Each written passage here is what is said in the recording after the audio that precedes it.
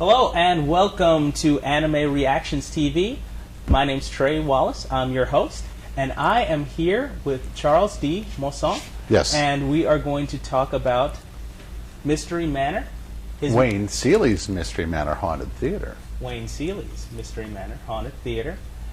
This is Charles D. Mosson, and he's going to give us insight, and he's going to tell us a little bit about it. Well, without further ado, why don't we get right into it? Well, it's actually a multi-pronged project, but now first I'll tell you a little bit about what's inside the guts of Mystery Manor. First off, Mystery Manor is real. It's an actual tangible place that during the Halloween season, for 100 hours, you can go visit and get kind of chilled to the bone. And that's being nice about describing the place. What I've done is I've taken some of the lead characters of Mystery Manor and translated them into storytellers within my book. A little similar to Tales from a Crypt or EC type comics, but you have a much wider menagerie of characters and insights. Some people have asked why I use different techniques or styles within the book, and that's to give a different impression or a different feel or flavor. For example, you as an interviewer have a technique, a style, a way about you when you retell a story. While a 8-year-old child who had witnessed a bad accident, as compared to myself, would have two different ways of describing it. So I try to match a style that would best give the feel of how that person is telling you the story. So it's perspective based. Correct. So it's perspective based. Correct. Each different. For those of you who haven't seen the magazine, when you go through it, each story has a different. The artistry changes. Correct. The manner, the dialogue changes as well. Yes. And how the characters interrelate to one another. But I did want to ask you a question. I noticed that you said that there is actually a location that this is based on. That is correct. Omaha, Nebraska. Omaha, Nebraska. Yes, now, of all places. I know for most artists and most creators, they kind of create from this non-corporeal realm that exists only within their mind. Do you feel a little bit constrained by the fact that this place exists and you're like, this exists, so I got to kind of be true to that, or do you still feel free to do whatever you want? There are certain rules within it that I need to adhere to when dealing with the storytellers. But the stories that the storytellers tell you, I have complete free reign. Well, I want to ask you this. Now, I know that you have some objectives with your comic that you want to achieve. If you wouldn't mind telling us a little bit about that. That is correct. And this is something that I was just brainstorming. One of the things I'm involved with is the Huntington's Disease Society Illinois chapter. For people who don't know what it is, Huntington's disease is a genetic disorder that when it activates, it creates an incorrect protein which starts killing off your brain slowly.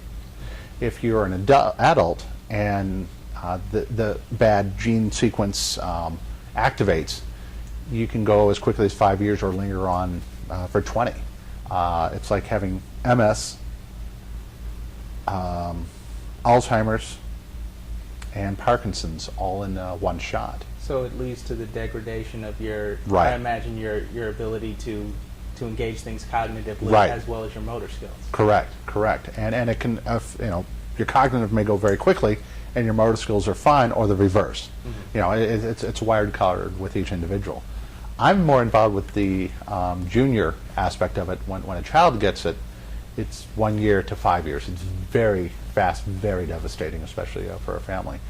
And each year we're involved with a walk to help raise awareness to this debilitating and just awful illness.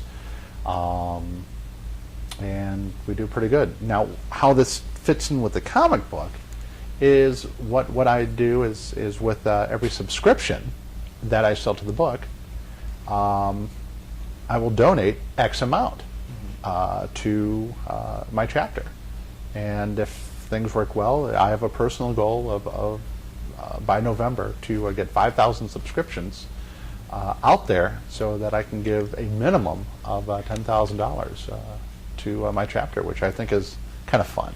That's excellent. Yeah. I also I also understand that you're also donating to Anime Central. Yes, as well. that is also. And the thing, Anime Central is a fascinating group to be involved with.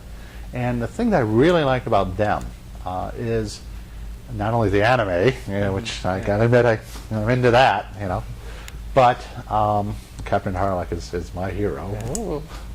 Just got an See that Arcadia kind today. Of girlish glee. Yeah. You flicking the hair.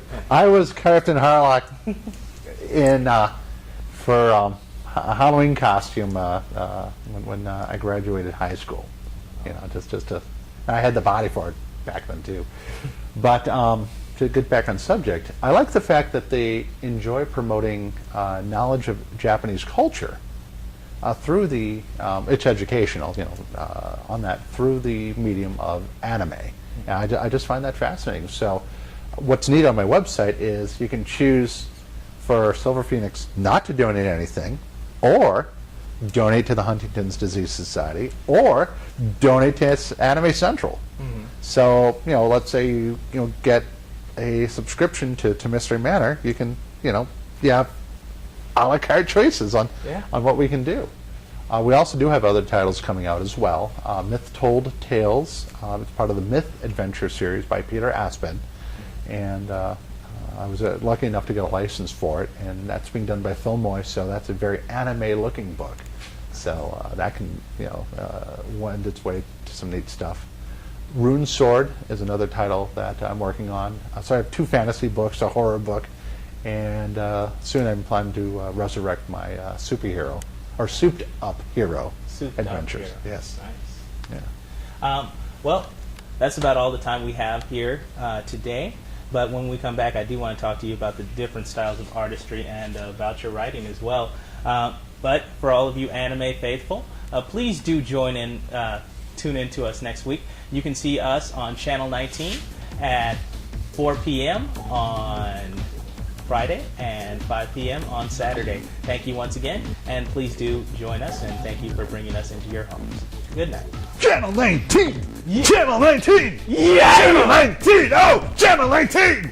That's what's going on. Good show. Thanks.